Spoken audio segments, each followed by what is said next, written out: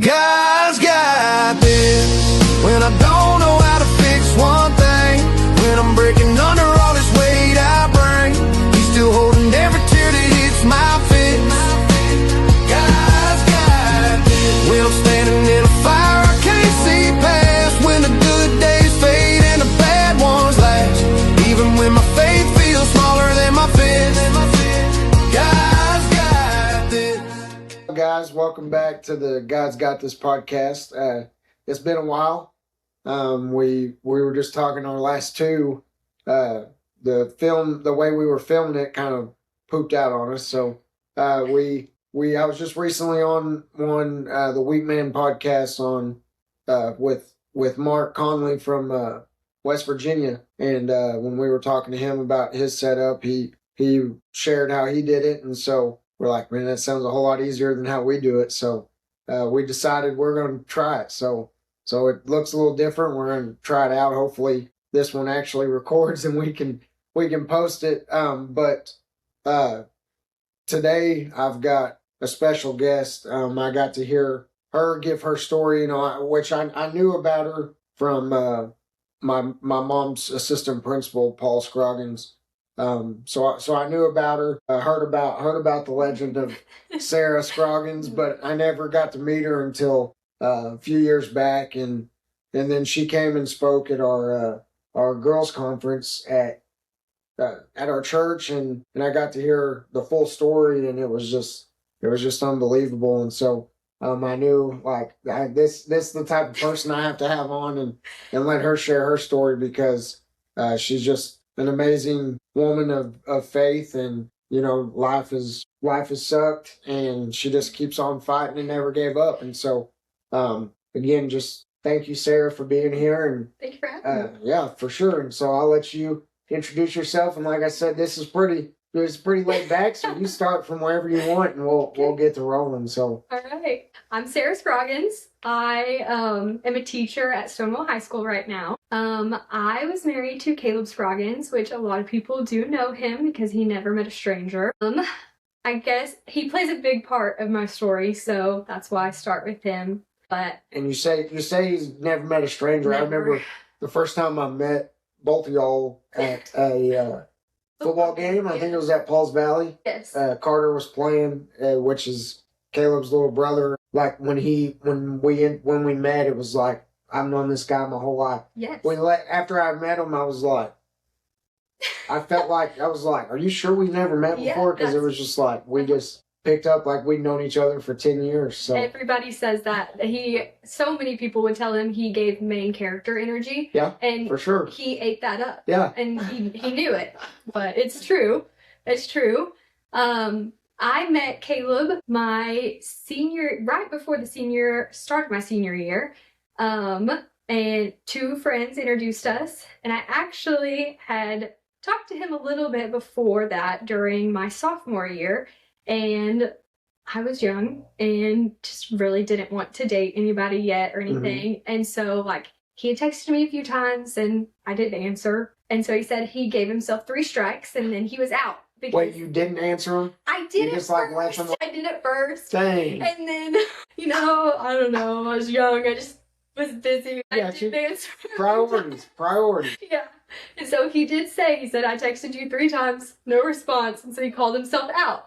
And I was like, that's pretty valid. That's my fault. And so he never let me live that down, that's for sure. I heard that constantly. He told everybody. So y'all went to different schools? Yes, he went to Bing his entire life, and I went to Stonewall from my junior high to high school. Okay. So, yes. And so we did not go to the same school, but we had same friends because we had a few that went to school with him at Bing, and then they transferred to Stonewall. Okay. So that's how we met. Cool. We were actually playing in the Tupelo tournament, and I was playing softball, and he was playing baseball. And they were like, hey, you know who you need to talk to? And I said, who? And they said, Caleb Scroggins. And I said, I've done that before. Yeah, I've already ignored him 3 times. Talk to me. And they were like, no, you need to. And so they actually reached out to him, and he texted me that night. He still had my phone number. Yeah. And he texted me, and he said, is this going to be round 2? And I was like, oh my gosh, no. So this was text message number 4. Yes, I did answer number 4. Oh, good.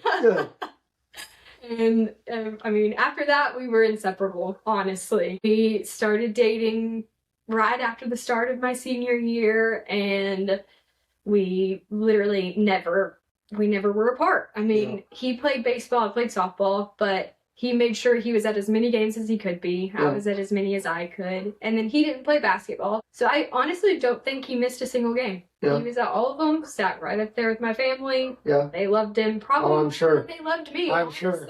It was probably one of those deals when they met him, it was like, we've known this kid for 10 years already. He actually introduced himself while I was playing softball and I wasn't even out there. He just pulled up his chair next to him and said, "Hey, they told me you're Sarah's family. I'm Caleb." Yeah. And I was like, oh my gosh. I was out there like, oh my goodness. I was nervous, but he's just fine. So we started dating. I started going to church with him a little bit later, and honestly, Paul and Gina, I was at their house probably more than I was at home, and then vice versa. Caleb was at my house more than he was home. And it got to the point where Paul would call my mom and be like, "Do you need grocery money? Because I know he eats a lot." And my mom would do the same.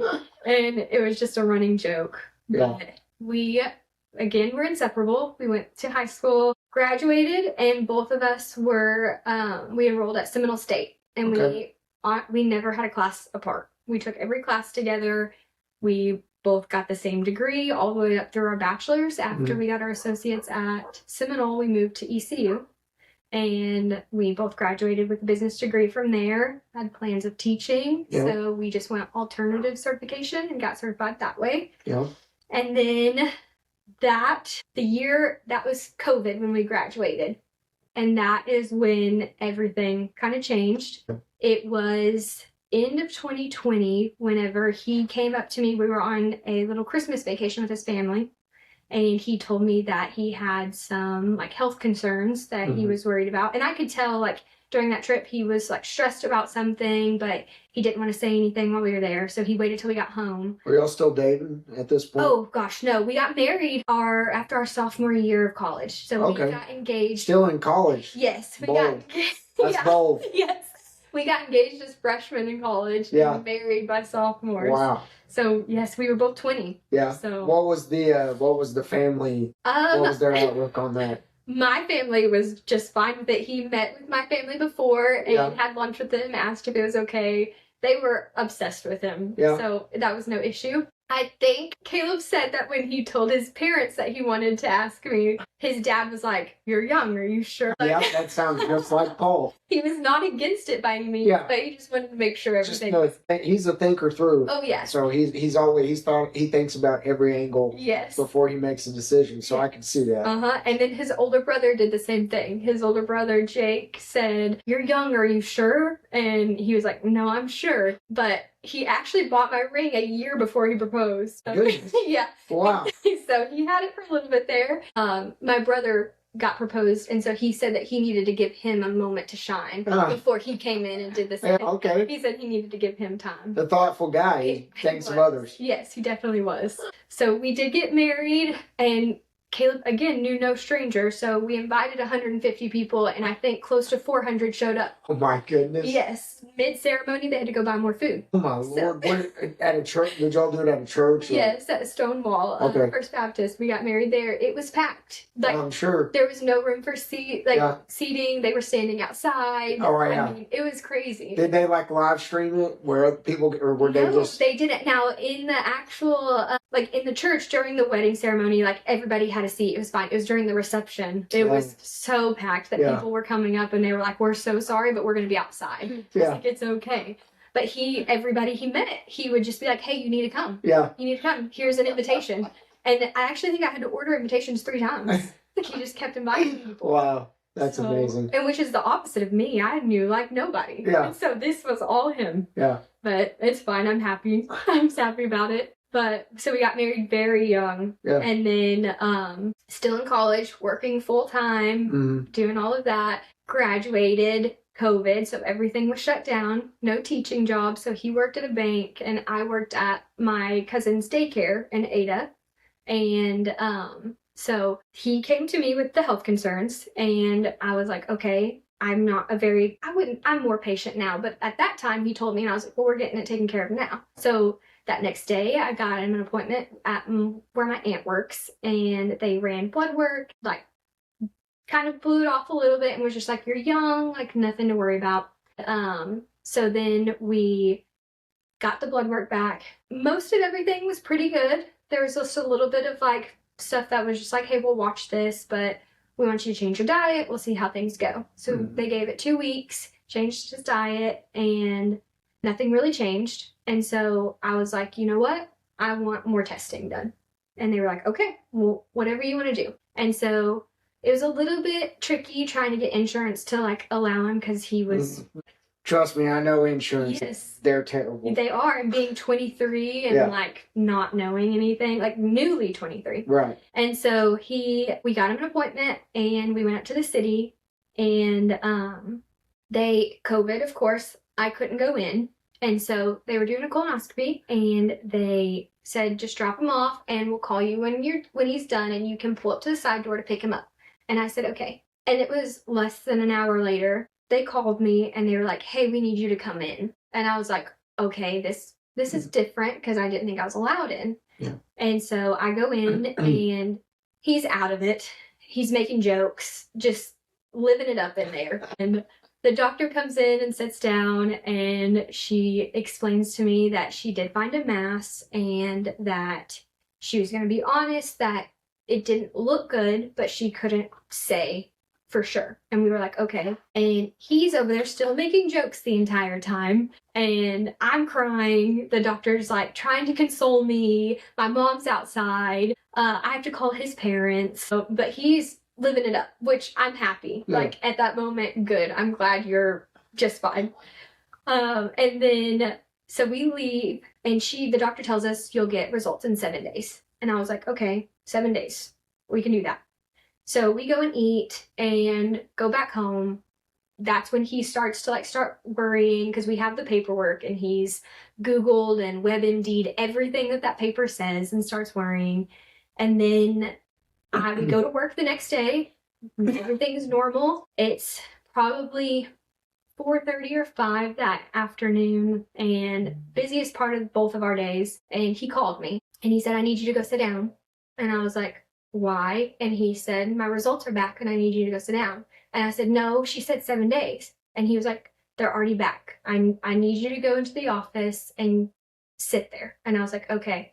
And he said, I don't want to tell you this over the phone, but I have to.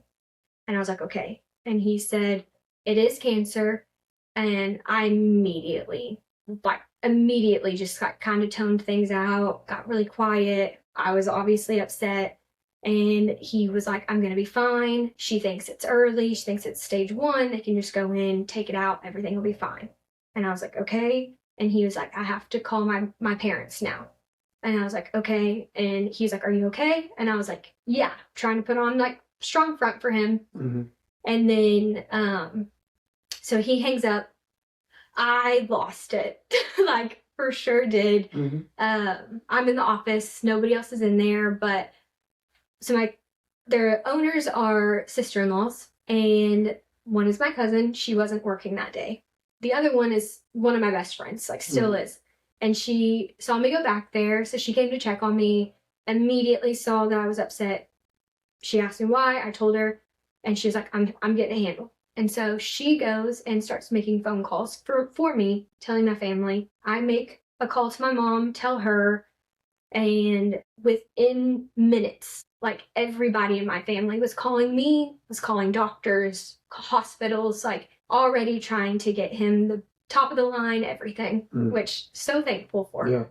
But I for sure had my very first panic attack that day. Yeah. And Caleb knew on the phone that he could tell something was wrong, really wrong. And so he leaves and immediately comes over to get me up off the bathroom floor. And he walks in, tells everybody to get out. He sits down with me and tells me everything's going to be okay, that he's just fine, that he's going to beat it, he's good. Just trying to liven the mood. He was a funny guy, funniest man ever to walk the earth. Yeah. And so he gets me up and we leave. Immediately we go to the car and he's like, let's go get dinner. And I'm like, oh, this is what we're going to do now. We're just going to casually go get dinner. Yeah. Okay, sure. So we call his best friend in the car on the way, and we explained to him because they lived in the city and he needed to talk to him. And so he calls him, calls his brother, and we just explain what we knew. And we go, and my family meets me and him, and we eat dinner. And it was just like a flip switched, and he was like, I'm going to be fine. And honestly, he kept that mindset the entire time. Like, you couldn't tell him any different. Wow. And all the family knew at this point. Yeah, it spread. The family knew so many, like, they were already texting churches and just like. Amazing. Yes, it was, small town. There's good and bad in being in a small town. Yes. That's definitely good. Oh, yeah. I experienced that too through my stuff. So, at this point, how old are you? We are 23. Man. Yes.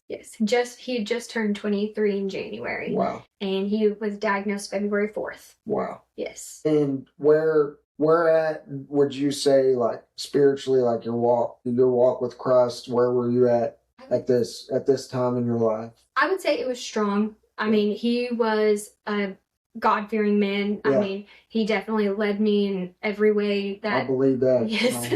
I believe it. Yes. And so we were in church every Sunday. We were going with the youth groups. We would go to Falls Creek with them. We would take them out on set to movies, to play, to bowl, to do all the things. Like, we never missed church. He was singing, playing the drums. Like, it was, we were definitely strong, but like, you don't understand how much more you can grow at that moment. Right. Like, I look back now and I say, oh, it was strong then, but I had no clue. Yeah. Like, no idea. Yeah, and I'm sure even in that moment, you're like, God, why? Why me? So many. You know, why him? Yes. Why us? We're so young. Yes. Oh, yes. Which I think is something that is kind of a misconception. Like, we think it's bad to question God. We can't. And the way you do it, the way you respond to the questioning is what can make it good or bad. Yes. You know, if you use the why God to further into your knowledge and relationship with God, then that's okay. But if you're just why God and you turn away. Yes, that's what makes the difference. And I'm sure you had the. Oh, yes. There was so many times where I mean, honestly, like, why? Like, I still ask why. Like, why him? Everything. But Caleb would tell you right then and there, like, if you question, he would say, I would rather it be me than anybody else. I mean, he said it a million times. Wow. I would rather it be me than anybody else. That's powerful. Yes. Man, that's powerful. Yes. So, okay, so you're with your family. Yes. So they never left our side. My family, his family, we were fully supported the entire way. And so we move on, and things happened fast. When you put Gina on a mission, she gets stuff done. I believe that. She gets stuff done. Uh-huh. Yes. And so immediately he had the biopsy February 3rd, diagnosed February 4th. By February 18th, he had surgery. Wow. Yes. So we knew that he needed, the surgeon actually sent us to an oncologist, which is not where we should have been, but we went there because we were young, had no idea. Yeah. I mean, his family, my family, this was all new for us. So we didn't know. Where was this cancer at? It was colon. You know at this time? Yes, it was, as of now, we knew it was in his colon. Okay. And we didn't know what stage yet. So then we go to meet the oncologist, and he says we need to have a PET scan done to see exactly where it's at and what stage. And we were like, okay. I don't remember exactly what day he had the PET scan, but he already scheduled an appointment with a surgeon because he was like, you're going to have surgery no matter what. And we were like, okay. So we go and we try to schedule, we leave the office that day and we're calling, trying to get a PET scan scheduled. And we thought that maybe they could get it in that day, just being hopeful. I guess it was that same day. So we're just being hopeful, and we leave, and the secretary says, call this number and see when they can get you in. So we call, and they were like, oh, it's going to be a month. And we were like, that's not going to work. And they were like, has he eaten anything today? And we said no. And they said, well, we actually just had somebody no-show. So if you can be here in the next 15 minutes, we'll do it now. Wow. And so we had made sure he hadn't had anything to eat, nothing, because we were hopeful that we could get it done soon. And so insurance is like, no, he needs pre-approval. And so we were like, you know what? We'll just pay out of pocket. Yeah. So the whole time we're going to this appointment, it's like a 15-minute drive. Gina's on the phone and she gets that pre-approval done. Oh, yeah. She gets it done and we go on and he gets that scan done. Wow. And then we go we left and had the CD in our hand and went straight to the surgeon. And we were like, you need to read this because we're trying to get this done. So he reads the scan and he's the one that tells us it's stage 3. And he tells us that he needs surgery and that would tell us what staging it is. So surgery on February 18th, and then I believe the 19th is whenever he came in and told us it was spread to his lymph nodes and that it was stage 3. And that meant that he would definitely need chemo. That stage 1 or 2, if they could remove it all, then probably not, but stage 3, definitely chemo. And so we go back to the oncologist. He sets up his plan, and this is where things get really tricky because the oncologist tells us he needs a year worth of treatment or like 12 rounds. And we were like, okay. And then so we go and we do this, and it was so strange because every time we walked into the doctor's office, he never knew who we were. We went every 3 weeks at this time, and every time he'd leave the room, he'd be like, we'll see you in 2 weeks. And we were like, no. And Caleb would walk in and he'd say, how are you handling the treatment? And Caleb would say, I'm doing good, just a little bit of numbness in my fingers and feet and everything. And he's like, oh, okay. So he cuts the dose like in half, like drops it a lot. And like that was like it. And then we're leaving the appointment. No, he has a scan at 3 months, and they tell us that everything's looking great and we're going to continue. And now he only needs 3 more treatments. And we were like, oh, okay, that's half of what we thought. So great. And we're leaving the doctor's office after his 5th treatment, and the secretary pulls us aside and she goes, when you get up there, you need to ask him who's going to be your new doctor because today's his last day. And he still had another treatment left. What? And so we get up there and the doctor acts like nothing's happening and doesn't say anything. So he's leaving the room, and I was like, what's happening because you're leaving? And his immediate response was, who told you? Not anything else. And so, yes. And so we had to argue with him, and he's like, actually, he's going to be done after today. Like, he's going to get to ring the bell. And we were like, okay, this is okay, whatever. So the nurses had to pull the doctor out of his office to watch Caleb ring the bell. He didn't want to come out there. It was really weird. They wouldn't let his family in. What? They let us FaceTime them, but didn't let him in. It was just strange. like, yes, it was a strange situation. And so he rings the bell. We think we're good. We leave. And the next week, we get a phone call from a different doctor. And he was like, I need you to come up here. You're not actually done with treatment. We got sent his file, and you're actually not done. And so they send us to a new oncologist. He explains that he needs a full year of treatment, so 6 more months. And Caleb already mentally had that he was done, so that was very upsetting. He gets more treatment, and it's time for his 6-month scan. And they do the scan, and they find nodules in his lungs. And this is the new doctor. Loved the new doctor. Still love the new doctor. And they never made me sit outside. They always let me sit in his treatments, which wasn't allowed, but they let me. Yeah. And they find the nodules in his lungs. They pull us back. They explain that it could be benign, but also his colon was lighting back up. So it didn't look good, but we needed more testing. So that's when they do another biopsy, and they find out that he had a mutation called KRAS. And there's no cure for KRAS. And it pretty much just means that your body's constantly going to be making the cancer cells. And so it doesn't have the signal to stop that.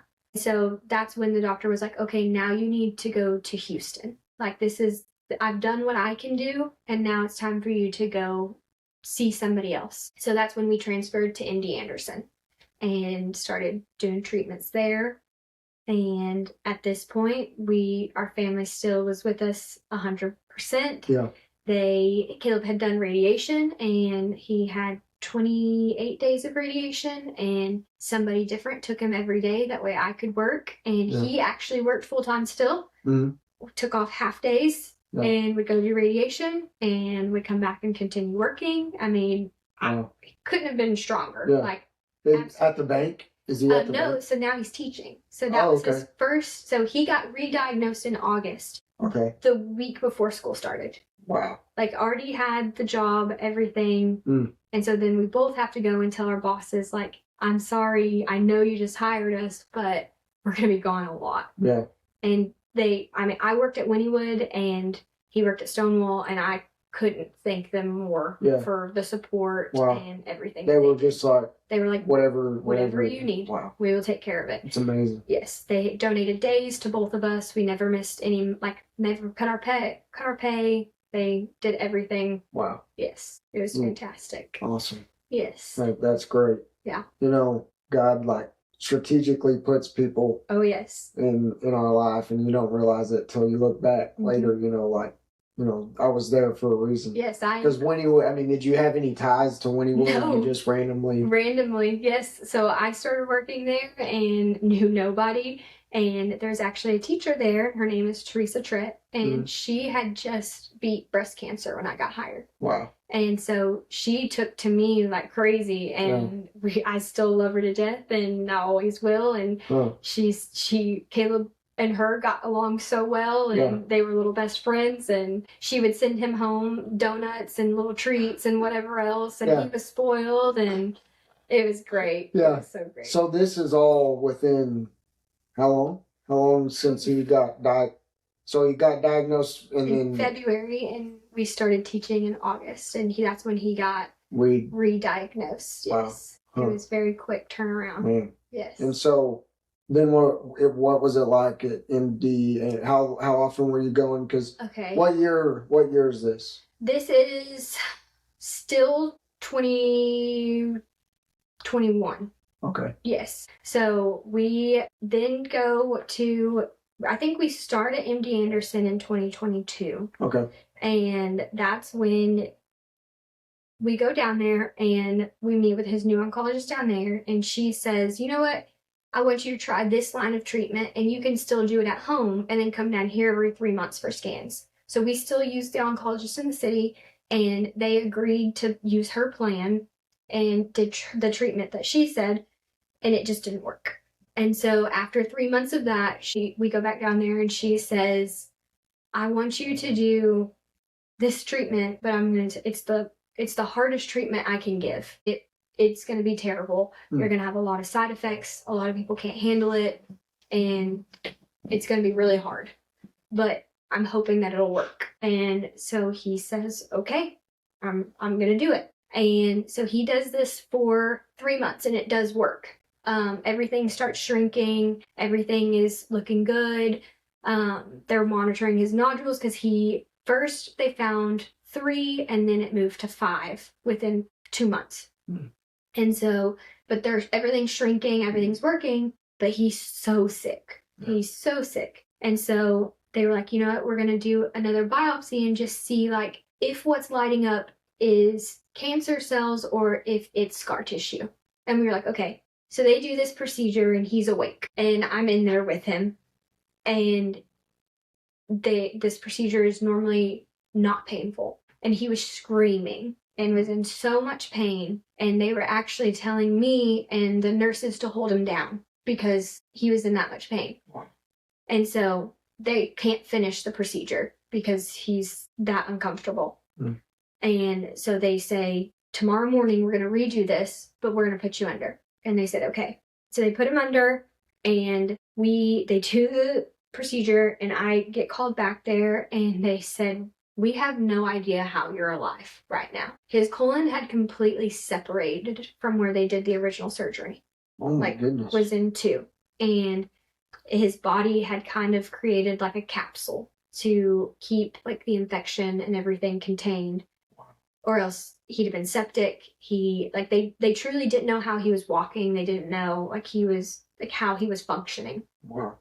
And so they have to take him off this treatment because the chemo, it was hurting him more than it was helping. The chemo is what caused everything to separate and cause the issues. It was doing its job, by shrinking everything, but then also hurting it as well. Yeah.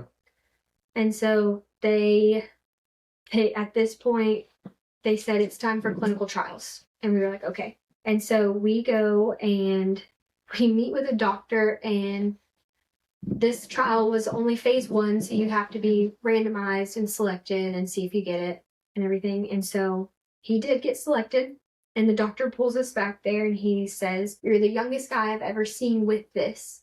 And I just want you to know I'm praying for you." And we've never heard that from a doctor before. They can't, I don't know if they can say that, yeah.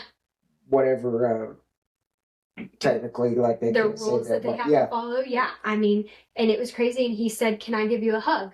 And so he walks over, he gives Caleb and me a hug, and he was like, I've looked at your file. You're a strong man. Like, I've only ever heard positive things from the other doctors about you, the nurses about you. And I want you to know, like, whether or not you get in this trial, you're still on my prayer list. Like, I'm going to make sure, like, you're going to, every morning, like, I've got you.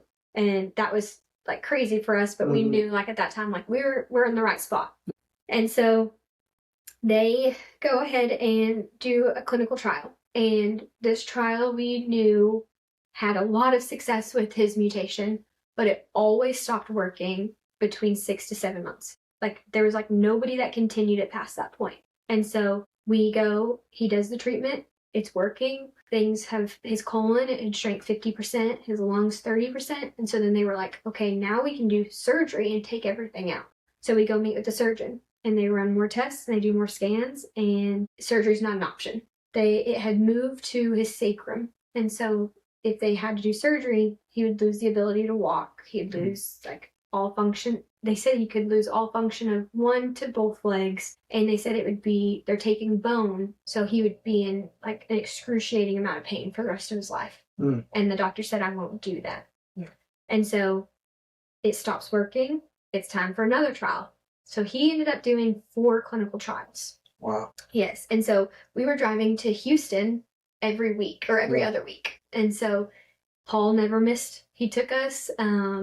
His mom, Gina, came with us a lot. I mean, his grandparents would come down. Yeah. My parents, my brother, sister-in-law. Like, I mean, we had a crew with us pretty much every time. I remember this. They were at Sulphur at some point. Yes. Doing this. I remember them having to go a lot. Yeah. And so we go and we're doing all of this. And then the last clinical trial, he had a big reaction to it. And I think this is where, like, all of us shifted, because he couldn't breathe. He was, on a high flow oxygen. They came in and they warned us, like, it's time to call the family down. Like, it's not looking good.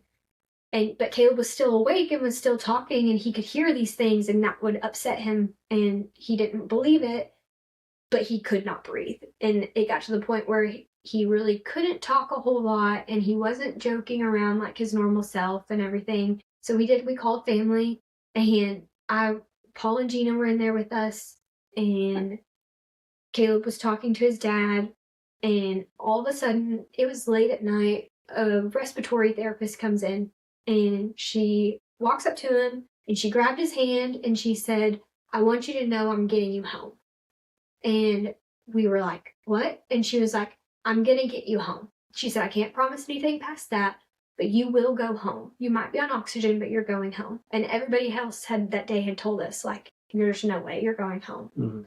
And so she touched his hand, and then, I'm not kidding, 30 minutes later, they're coming in and they're like, "Oh, your oxygen saturation, everything's looking better.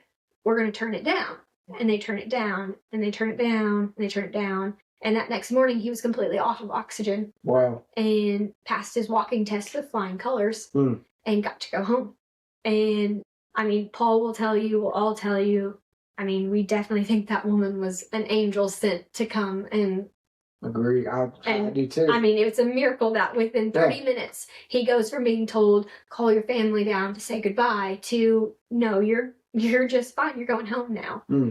And so we do get to go home, and that was amazing. And he goes home, and he we just rest. We take a pause from everything and we rest, and it's time to go back down there. He's still, he's not feeling good. Things are still not great. And I would say we go down. That happened in October. Very beginning of November, we go meet with the oncologist, and she says, it's time to start enjoying what you have left. Like, we can do maintenance chemo and we can manage things and manage your pain, but it's time to enjoy what you got. And we were like, okay. So we immediately turn around and we book a cruise and we go on vacation. There you go. And he gets so sick while we're gone. Oh no! He does. On the cruise or the on the cruise, he's in so much pain. So Yeah. I'm giving him all ibuprofen, all the Tylenol I can. I'm definitely not making things better, Yeah. but I was trying to make him better. And we get home, and man, we had fun. We did.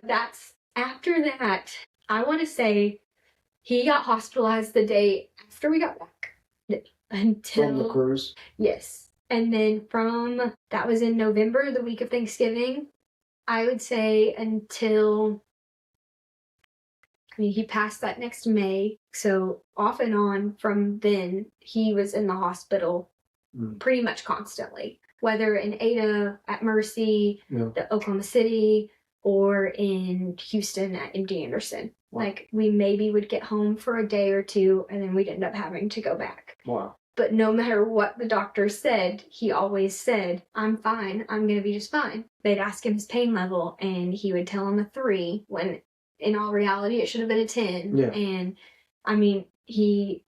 we would Zoom in, and we would watch church services still every Sunday. Yeah. And I don't know how he did everything. They set up videos for the games so that he could still be involved. I don't know how he literally did everything that he did. And he always told everybody that he was going to be just fine. And then he would turn around and say, what can I do for you? Yeah. While he's sitting in the hospital bed, what can I do for you? I am sitting over there and like in awe of him, but always told me that he needed me to be tough for him. And so I did my best to be that for him. And obviously stumbled at times. Oh, yeah. But for the majority of course, that's just, that happens. Yes. Just times of stumbling is a lot better than most people can do. So. I couldn't have done it without, Paul hardly ever left us. Yeah. He could see how tired I was. He could see how tired Caleb was, and Caleb didn't want anybody else to do anything. He didn't want the nurses to do anything. So, I pretty much did everything that he needed. He honestly didn't want his parents. He didn't want them to be burdened by anything. Yeah. And so I honestly hardly ever left the hospital room. Like the hospital in general, like never. But the hospital room I hardly ever left, because if he needed something, he would tell them leave so that I could help. But it got to the point where I was so exhausted that his dad would bring a chair and sleep and sit in the corner of the hospital room. Wow. That way I could sleep a little bit. And he would tell Caleb, like, you're not waking her up. You're going to let me help you. And so I forever am grateful for him and Gina and my family. Great. They're a great family. Yeah, they are. I don't know your family, but I know his family.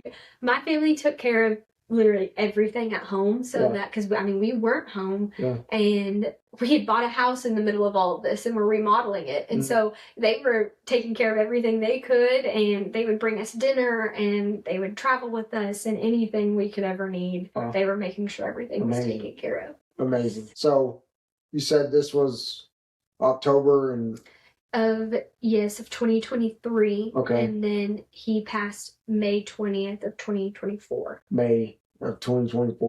So was it just kind of was it all of a sudden, or did you? It was 3 years long. It was going to happen. Yeah. We did. I knew he would not believe it, and he wouldn't talk about it, wouldn't make any plans. Like, it was out of his mind, not happening. Yeah. And so I went with his plan, and it was going to be fine. Yeah. But we had gotten home from MD Anderson on the 15th, I believe. And no, the 17th. Got home on the 17th. And then that next day, we just hung out at home. people came to visit him and brought us dinners, everything. And then my friend came over, my friend Janessa, who was the one at the very beginning that came. And whenever he first got diagnosed, she came into the office and she was like, I'm getting things handled, don't worry. And so she had came over with her daughter, and he was sitting in the recliner, and I was on the couch and we were just talking, and he texted me, I don't feel good. My head really hurts. And he didn't want to say anything in front of her because he just selfless man. Yeah. And so I said, hey, can y'all step outside? He wants to go lay down. And she was like, yeah, of course. Do you need help? And I was like, no. And so he was walking with a walker. He was on oxygen. And so I get him up and we start walking, and I noticed that his right leg isn't moving. And so I was like, hey, I need you to pick your right leg up. And he was like, I am. And he's not. And so I was like moving his leg for him, and we got into the bedroom, and I pretty much had to pick him up and put him in bed because he thought he was moving his legs, and he wasn't. And he looked at me and he said, my head hurts so bad. And I was like, okay, I'm going to go get you Tylenol. And he was like, it's like at the top of my neck, the bottom of my head, it hurts so bad. And I was like, is it sore to the touch? Like, I was just trying to figure things out. And he was like, yeah. And I was like, okay. So I give him Tylenol, and I was like, we're going to give it a little bit. Do you want to go to the hospital? And he immediately, no. I just got out of there. I don't want to. And I was like, okay. I was like, well, I'm going to go get Janessa and then let him come back inside. So they come in, and 10 minutes later, he texted me and he was like, I need you to come here. So I go back there, and he said, I think it's time to call an ambulance. I don't feel good. And I was like, okay. And he had never said anything before, but he looked at me, he cried, and he said, Sarah, I don't want to die. And I was like, this is out of nowhere, has never mentioned that, has never said this word before, like nothing. And so I was freaked out. And so I call in the ambulance, they come and they get him, and they won't let me ride with him. And they're just sitting in the driveway for like 30 minutes. And I knew a lot of the volunteer fire department. And so like they came, I don't know if they called my family, I don't know who did, but my driveway was packed with people. My parents, my cousins, like everybody was there. And so we are waiting, and they won't answer any of my questions. Finally they leave. We get to the hospital, and they won't let me back to see him. But every time the door opens, I can see him. And so I'm asking and I'm asking and asking to go back. And finally they let me. It's been like an hour. And as soon as I walk in, I said, how are you feeling? And they're like trying to set up fans. He's sweating. And he's not making any sense. And all he keeps like on a loop repeating was, I'm waiting on the marching band to get here so that I can get up. I'm waiting on the marching band to get here so I can get up. It was just constant on a loop. Like, I was like, are you okay? That's what he said every time. And I was like, cool, we'll wait. We'll wait on him. All right. And, so, I mean, now I know, he was already going. Like, at that moment, I fully believe, like, he could see heaven, he could hear the angels, he was listening for them. Like, it was coming. Yeah. And, I didn't want to upset him, so I was just like, yeah, we'll wait. Like, okay, whatever you want to do. So they take him back, and they do a scan, and Paul is in there with me now. And an alarm keeps going off for, like, a medical team a rapid team to go to the CT. And the people in there were like, somebody turn that alarm off, somebody turn that alarm off, and it just kept going on. It was him. He had started having a seizure, and they didn't know for, like, 15 minutes. And so they bring him back, and he's still having a seizure. Like, they can't get it to stop. And so they were like, okay, you have to leave now. And so I'm holding his hand, Paul is holding his other hand, and we're trying to keep him calm and keep his arms down. And for like 2 seconds, he stops, and he's just looking at us. And Paul says, I need you to calm down, look at Sarah's face, and listen to me. Everything's going to be okay. And so Caleb grabbed my cheek, and he let go of Paul's hand, and he pointed up. And that was the last time. They drug us out right after that because he started seizing again. Paul pretty much had to carry me out of there, and I was in the waiting room for, I don't know, an hour. And there was probably 50 people there, all for us. I mean, the town showed up, our family showed up, and there were so many of us that they had to clear a room in the back of the hospital for all of us to go to because patients couldn't sit. Yeah. And I remember everybody being there, and I remember them all praying over me and holding me and trying to get me to breathe, but I don't remember anything of what they were saying. I honestly was just there. And so they take us to the back room, and the doctor comes in and explains that it had moved to his brain, and it was on his cerebellum, and that it had started bleeding, and that he needed to be transferred right now. And there's a storm, so they can't Metaflight him. So they were like, we're going to have to do an ambulance, and we don't know if he'll make it that long. And we were like, just shocked. And so they said, you can go back and see him now. And so I went back there with my mom, and immediately, as soon as I walked in, I told my mom. I looked at him, and I knew he was not there anymore, and I knew that he was gone. The machine was keeping him there, and Caleb was gone. So I sat with him until it was time to leave, and I think it was 1 a.m, and I walk out, and the hallway is full of my people, and our pastor was there. And so they all circle around me, and they pray for me, and then they pray for Caleb. And then Paul takes me and him up to the city, up to Caleb, because they had transferred him. And, I've never seen Paul drive so fast in his life. Yeah. And we get there, and I get to go back, and they take him for more scans, and 2 a.m., 2:30, the doctor comes in and explains that it's not good, there's no coming back from it, and that from moving on now, it's my choice. And so they, normally it's 2 people in the ICU. We had probably 100 people up there. They were in the waiting room. They let anybody and everybody go into the room with us. They never put a limit on it. And they brought, so many people were up there. They brought in the chaplain, everybody, and they finally brought in the palliative team, and they said his body was trying to make the decision for him. And so they were trying to keep him comfortable, and they reassured me that he was. But then it was time for me to make a decision. And his family, everybody, they made sure that I knew, this wasn't on me. Whatever I wanted to do, I could do, but they supported anything that I wanted. And so, I felt like I was letting everybody down. So, I had kicked everybody out of their room, except for my mom and my aunt. And they were like, what do you want to do?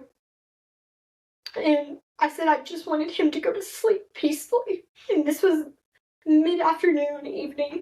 And I said, can we wait till tonight and just let him go to sleep? And they were like, yes, of course. And so they went out and they talked to Caleb's family and told them what I decided. And they came in and they reassured me 1,000,000 times that they were not upset with me and that I was doing the right thing. We had so many people come in to see him and to say goodbye. And I remember people coming in and leaving, and I remember bits and pieces of it. But I think within 48 hours, I had left the hospital room 1 time. And so I didn't know who all was there. But that night, they came in, and anybody that wanted to be in there could be in there. And they turned off the machines and everything, and he passed that night. And I remember my brother was in there, and they had to take me out in a wheelchair because I couldn't breathe, I couldn't walk, I could not function at all. So they took me out in a wheelchair into the lobby, and I see hundreds of people all still there. They never left. They just stayed out there praying over us and doing anything and everything that we could ever need. And that didn't stop. I got home and I stayed with my parents for a while, and people constantly were still there for me. All of his people now are my people, and I mean, forever will be. I'm so grateful for everybody. But support never ended, because when it was time to make funeral arrangements and everything, like I said, we never prepared for anything because he wouldn't talk about it. Somebody paid for it in full. We didn't know until after I'd made every decision. I went through and picked out everything I wanted because I was going to pay for it. It was going to be me, so you know what? No expense. Like, I'm going to do it. And then I get done, and the total at the bottom says 0 because somebody had already paid for every bit of it. Wow. So God showed up at all parts of all of it, even though it wasn't the ending that we wanted. It wasn't the ending we prayed for. It wasn't how we expected our story to go. He still showed up, and we still saw that at every point during it. Wow. It's amazing. It is. Amazing. So, how can you still believe in God and say, looking back, we see God? Because there's anybody else, this would be like, there is no God, because why at 24, 25? He had just turned 26. 26 years old. No 26-year-old should go through this. No. Not him, not you, that should never happen. So yep. How do you say that we can see God through all this when something like that happens?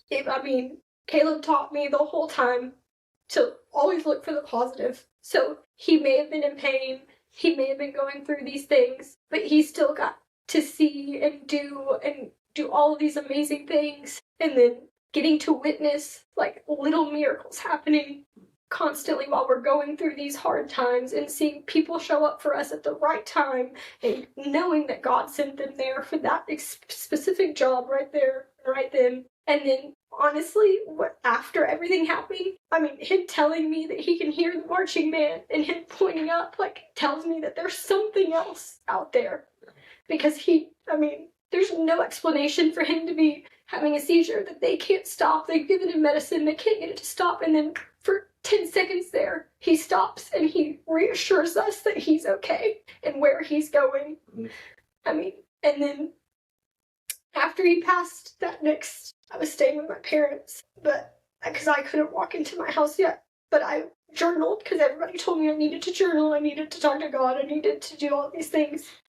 And so I was trying. And I was sitting on the porch, and I promise you, I know I got a text message on my phone from him that said, "I'm so sorry I had to go." But then it was gone, and it was never there again, but it was there. I know it was there. And that I needed to keep going. I needed to keep pushing, that I was strong for him, but now it was time to be strong for me.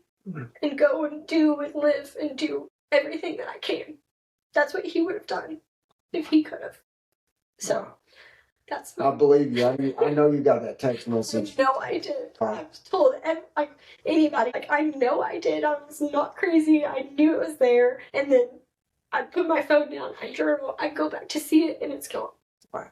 Amazing. I have it written in there, too. The day and the time that it happened. I know it was there. Wow. You still journaling? And Yes, I am. So he told you to live. What are you doing now? I travel. I go, and honestly, I've been doing all of the things that I was terrified to do beforehand. So, I'm absolutely terrified of heights. But he loved it. He loved it. And so, I am skydiving this summer. Oh, my Lord.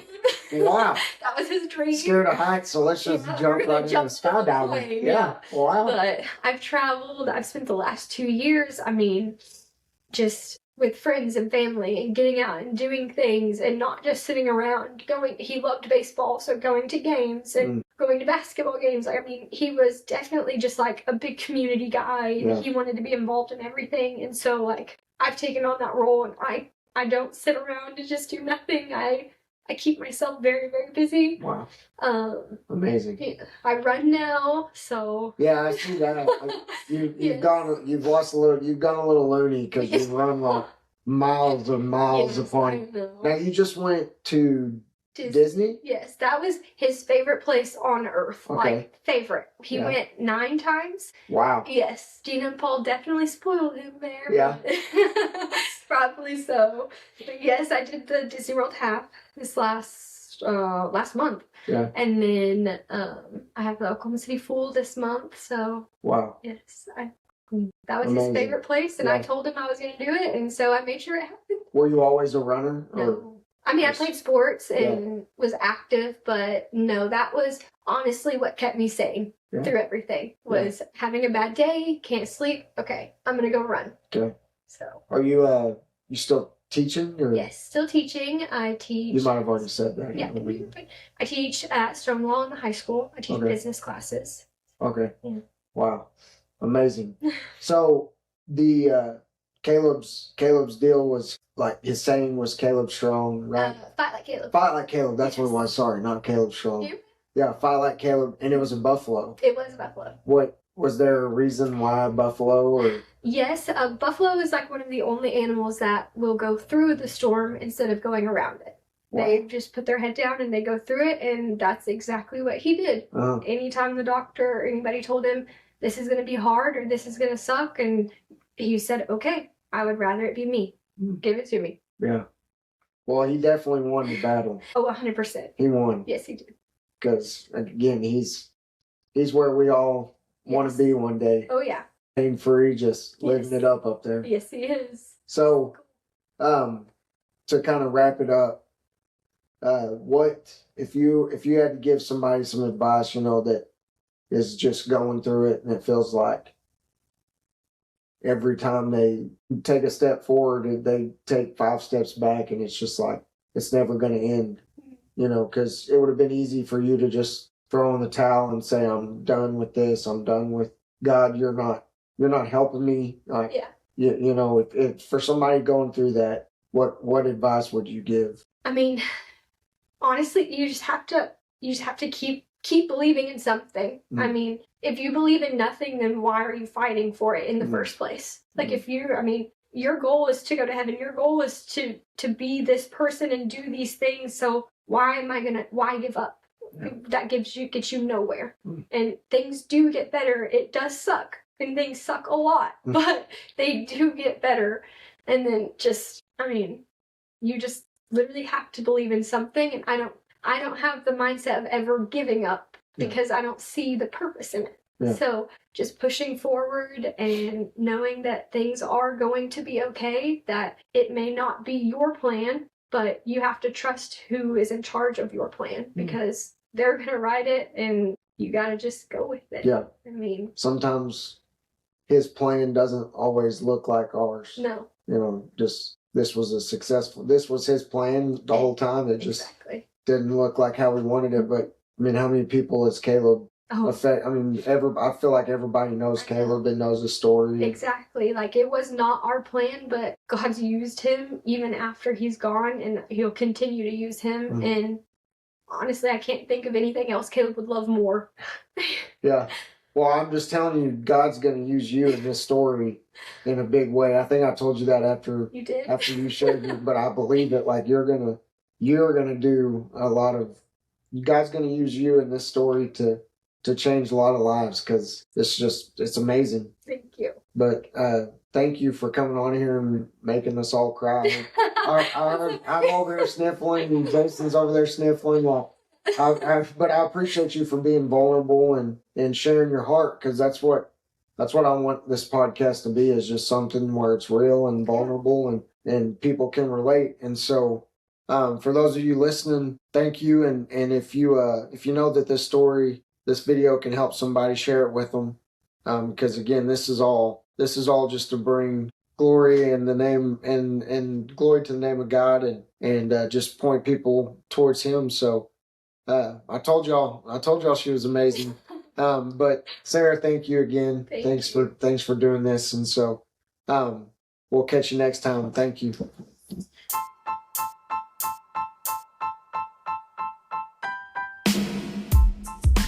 Thank you for listening to this episode. If you have questions, ask them in the comments and I will answer them on the next episode. If you are wanting to reach me for a speaking engagement, you can reach out through either the God's Got This Facebook page or my email that is in the podcast description. Thanks again, and remember that no matter what you are going through in life, you can always find peace in the fact that God's got this.